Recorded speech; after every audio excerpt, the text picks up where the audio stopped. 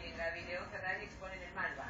Es así, realmente el Malva ahí en la avenida Perú al portal 3400 siempre tiene buenas propuestas y las de estos momentos hasta julio son imperdibles. Una de ellas tiene que ver con la muestra de León Ferrari, brailes y relecturas de la Biblia. Es un trabajo que ha hecho Ferrari a lo largo de 3 décadas, algunos de ellos parcialmente conocidos, no siempre se habían expuesto. Aquí lo que tenemos es, bueno, uno dice la palabra o le dice el nombre, León Ferrari, y absolutamente lo asociamos a la irreverencia, si se quiere, a la iconoclasia, pero se ha editado también con la muestra un trabajo, un catálogo para acompañarla con un trabajo de Daniel Link sobre una reflexión sobre estas propuestas, estas provocaciones artísticas que decíamos se asocia a la iconoclasia, pero Ferrari lo único que hace es construir imágenes, hacer que la imagen esté presente.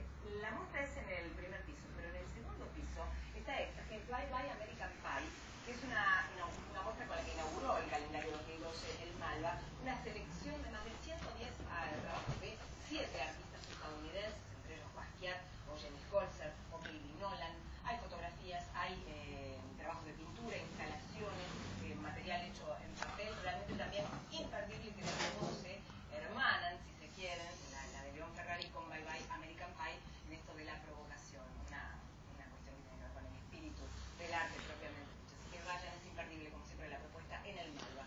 Lo que es imperdible es el nuevo video de Shakira, quien lo colgó en la red hoy temprano, Felipe, su canal de YouTube, para dar a conocer Addicted to Love. Este es el título de esta canción, un video rodado íntegramente en Los Ángeles, pertenece a su último disco, a Sale el Sol, y ahí se la ve bonita, claro, pura curva, también muy artístico.